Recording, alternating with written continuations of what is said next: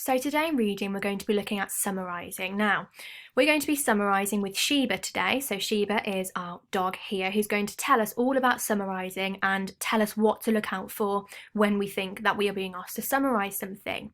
So summarising Sheba helps you to summarise the main ideas from more than one paragraph. So she helps you to sum up what you've read so far. And you can do this by reading the text, reading what you've read so far, picking out the key points that are really, really important and not just random things, the really important things, and giving a quick rundown, so writing down the text's main ideas. So I want you to have a think. Imagine that you have to summarise what we have read so far of The Explorer and to tell your friend about the plot. Which key messages would you tell them and which would you leave out? So if you just pause the video and have a think about this, please. Okay, so I'm pretty sure you've said one of the main things you'd probably say is that they were travelling on a plane and the plane crashed. That's a really, really important detail that we can't miss out. But you probably wouldn't have really gone into the tiny detail and started to say how they tried to make a roof out of leaves, for example, because that's not a main detail. But you might have said that Fred found some friends. So Fred found Lila and Max and Con, and they found a den. That's a really important bit. Okay, so you have to think of which bits are important and what the reader, the person that is reading your work, has to know, and what maybe they don't have to know because what we've told them is enough. Now, you'll normally see one or two summarising Sheba questions if someone is trying to check that you understand a text. Now, here's some examples, and we're going to look at two of these examples today. The first example here is like an ordering task where they will give you some summaries from a text, and your task is to order them from 1 to 6 in the order that they actually happened in the text. The second way is looking at the main message of the poem and giving you a variety of options to choose from.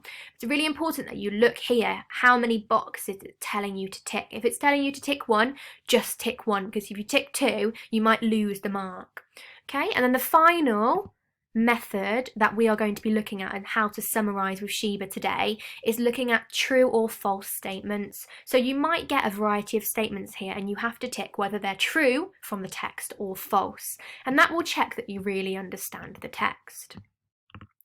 So let's have a look at one question together. So this is the example we can see up here, the one we've just seen, where you have to, oh, I've got the wrong one up, never mind.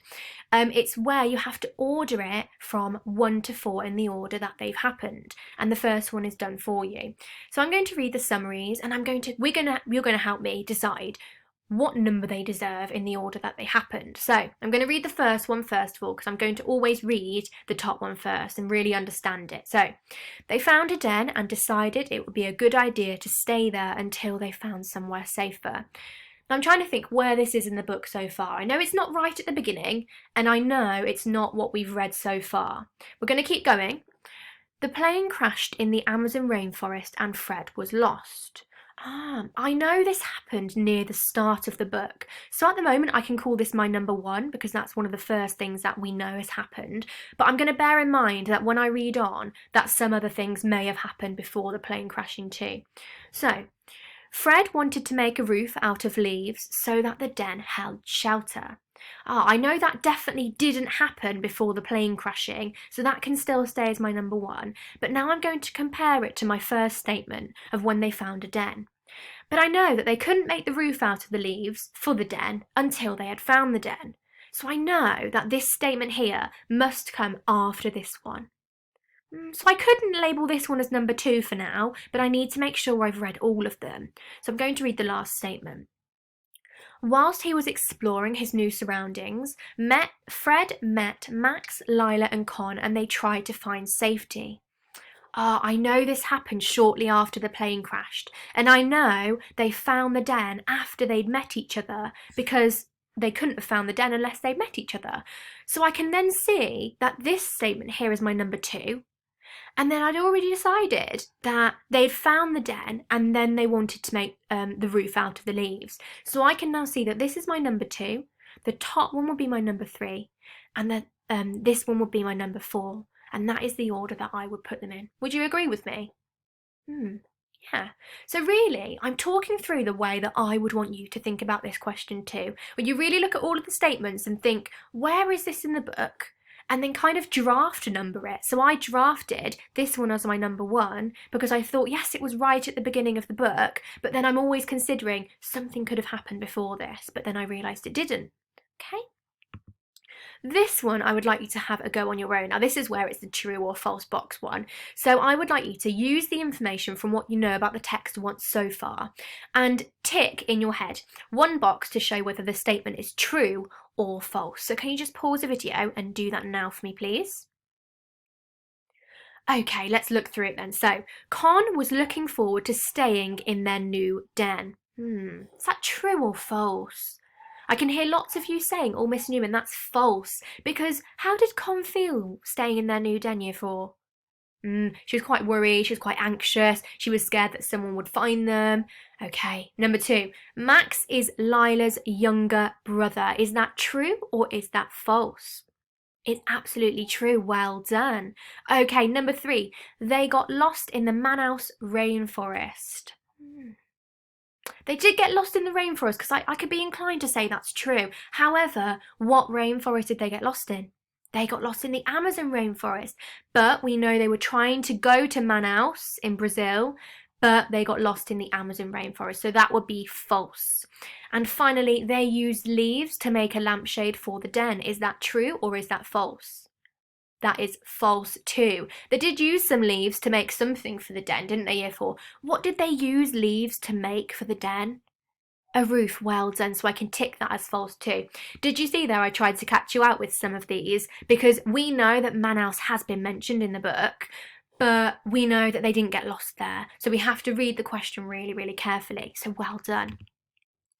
Your task for today, using this grid here, the storyboard, to summarise what we have read of the Explorer so far. So you can use the template provided, but remember to include all the key events and characters, but don't include every small detail. So we've gone through some of the main key events, but obviously we've only gone through 4 of them.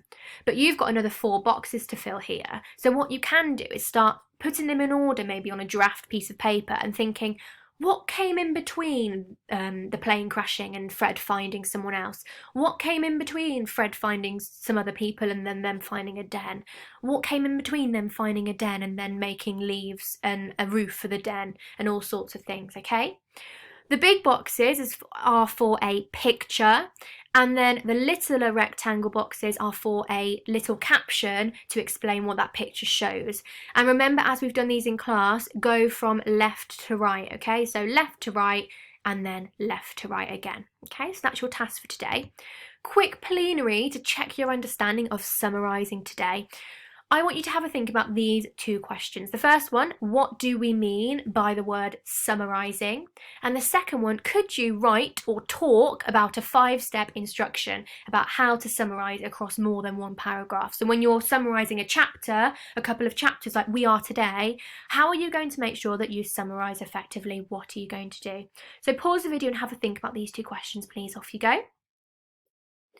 Okay, so summarising, I hope we've all got this by now, that it means to find information from a text, selecting words carefully and picking out those key details, not all of the details, but those key ones about the key events and the key characters, and bringing them together in a piece of text to summarise the text so far. And to write a 5-step instruction about how to summarise across more than 1 paragraph, you might have had various answers. But that massive thing to get from today's lesson is that you need to make sure you pick out the key details, but you don't give everything away to the reader. Okay? All of what you need today is going to be in your resource pack. If you need the previous examples of the text, you can look at the previous resource packs for all of the reading lessons so far that we've done, because I've been putting in the pages that we've been reading every day. So if you need a quick recap of what happens in the event, what events happen in the book, you can use that to help you, okay? Other than that, have a really lovely rest of your day, and I will see you in our next lesson. See you later, Year 4.